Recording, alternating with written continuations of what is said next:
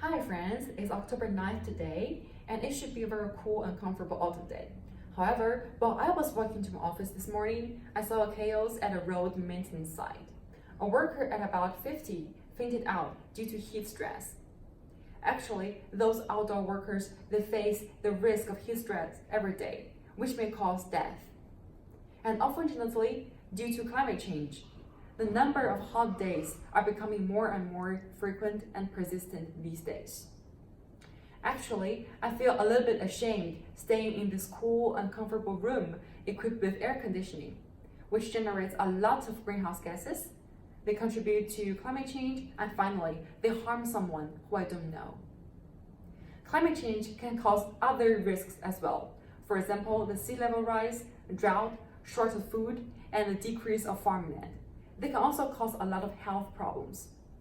So what is the culprit? Greenhouse gases.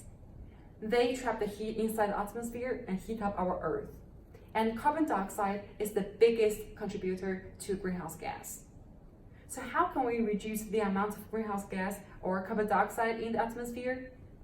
So there are two ways. We can either reduce the generation or we can increase the uptake.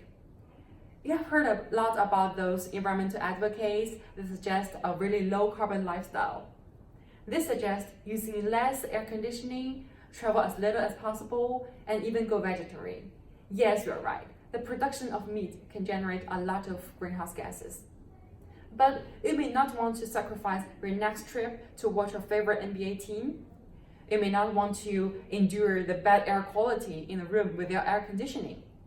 And certainly, you cannot resist the big temptation of a Big Mac. So what can we do? We can try to increase the uptake. Nowadays, the uptakes are done by only natural ways. For example, the green plants can take in the carbon dioxide through the process called photosynthesis.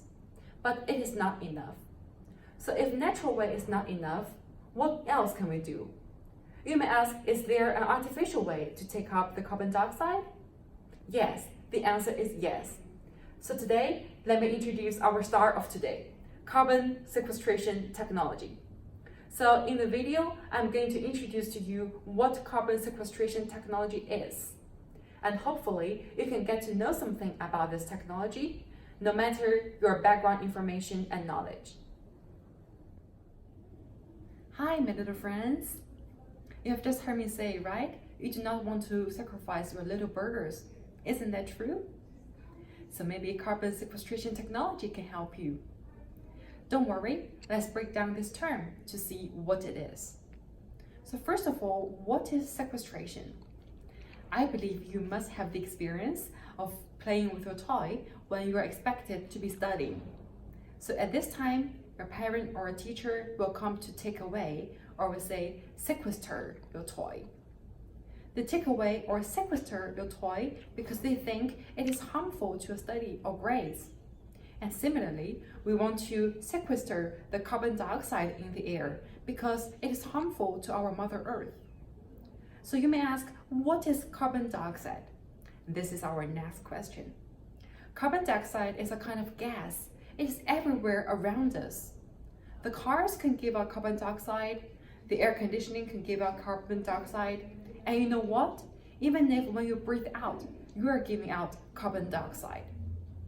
The carbon dioxide are those little devils everywhere surrounding us in our atmosphere and doing harm to our Mother Earth. But don't worry, we have carbon sequestration technology. It is our police officer. They can capture those little devils and send them back to their underground jail. And this way, it can protect our Mother Earth. So, isn't this technology magnificent? Hi, my friends. I think you have all been familiar with carbon cycle and carbon flux in your high school courses, isn't it? So, what is carbon cycle? Carbon cycle is composed of two parts, carbon production and carbon absorption. So we know those industrial processes, transportation can generate a huge amount of carbon dioxide, and it can be absorbed by the green plants via the process called photosynthesis. But this amount of absorption is almost nothing compared to what we have produced. So how can we deal with this huge gap? There are two methods right now. The first method, we can refer to the natural carbon sequestration process. We can try to speed up these processes. So what are they? The first one is called terrestrial carbon sequestration.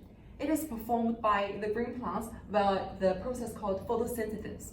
The second process is called oceanic carbon sequestration. It's performed by our water bodies, for example, oceans and rivers, to dissolve the free gaseous carbon dioxide in the air. But today, I want to introduce to you a third pathway called geologic carbon sequestration. So it is a totally artificial way of capturing the free carbon dioxide in the air and inject them into the underground holes to store them. Yes, you are right. Our Earth is not that solid as it looks on the surface. Actually, there are many underground holes. It can be hundreds of meters or even thousands of meters below our surface. So this technology is really useful in eliminating the free gaseous carbon dioxide in the air. Oh, I think you have heard of the recent story of a 15-year-old Swedish girl called Greta. She cuts her classes in order to fight against climate crisis. It's a very good initiative, but still I think it's a pity that she cannot finish her education smoothly as you guys all do. So what can we do? We can use this technology. If this technology is mature enough to address climate change issue, this girl, Greta, doesn't have to be irritated or frustrated about climate change, and she can finish her education smoothly and successfully as you guys have all done. Hi, my friends. I think you have heard a lot about carbon cycle and carbon flux in your undergraduate studies. Yes, we all know that burning coal and oil, the fossil fuels, can transform the solid state and liquid state carbon into their gaseous state, which is carbon dioxide. And the reverse processes can be done by two processes.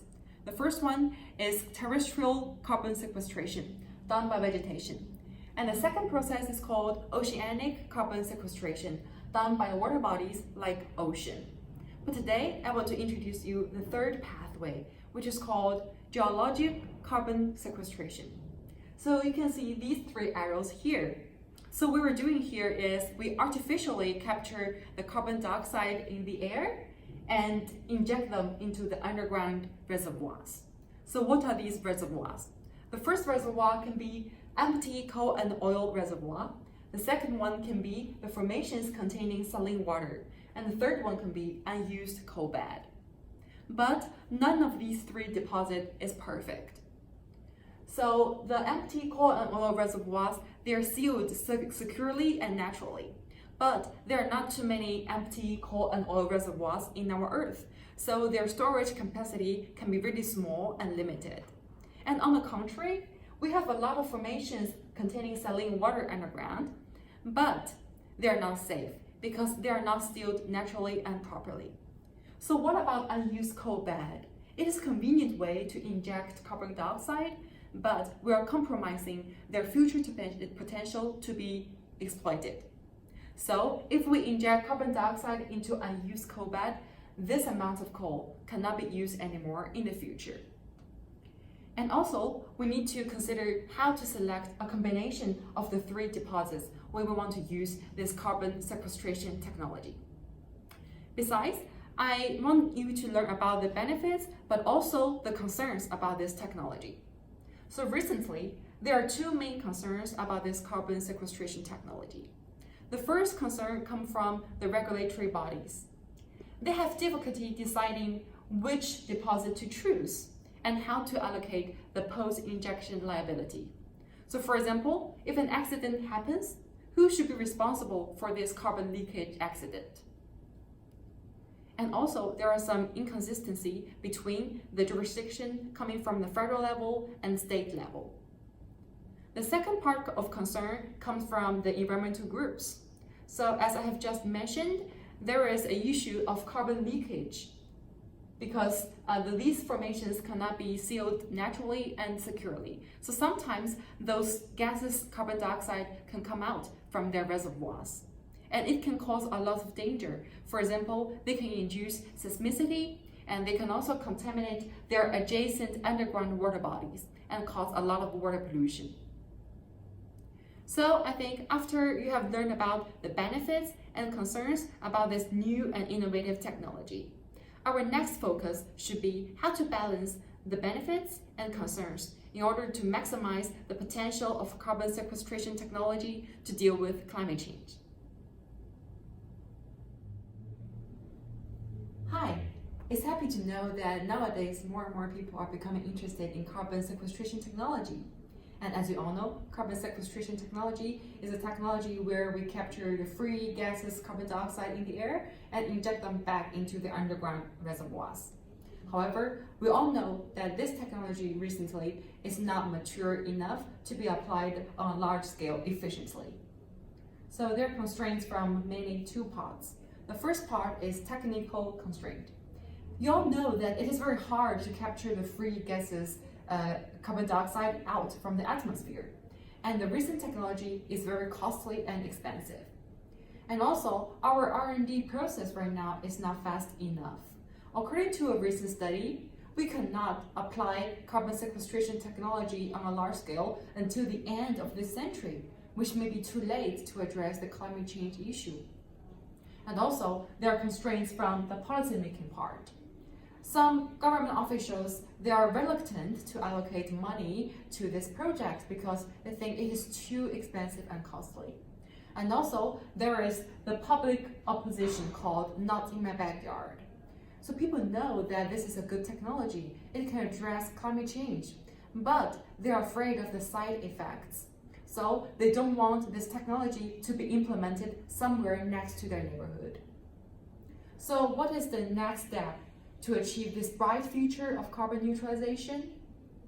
We need to expand and speed up our R&D process. We need to lobby the government officials to allocate more money and funding to the project. And also, we have to address the public concern of Not in My Backyard. And without these combined integrated efforts, we cannot achieve this bright future and carbon neutralization.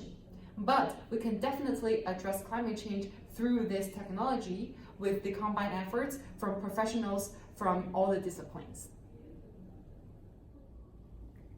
So in conclusion, I want to give you all an analogy of carbon sequestration technology to a bank account. So if you imagine the underground reservoir to be your bank account, it is always easy to overspend, which is equivalent to burning fossil fuels. And it is always very hard to capture and deposit the carbon dioxide back into the reservoir, just like it is very hard to deposit and save money into a bank account. However, we must find out a way. We must try our best to try to capture and store as much carbon dioxide as possible into the underground reservoir, just like we should try our best to deposit and save as much money as possible into our bank account. So now let's imagine a future without climate crisis. A construction worker can work outside comfortably with low risk of being exposed to heat stress. A nice old grandmother can walk outside whenever she wants because she's exposed to low risk of the pollution-driven diseases. And also, any responsible schoolboy or schoolgirl can continue to study successfully because she does not have to be irritated about climate change issue at all. I'm not saying that carbon sequestration technology itself can address a climate change issue, but definitely it is a very valuable addition to the current technologies on stage. And also, I'm 100% sure that its marginal benefit will be substantial once it can be applied on a large scale.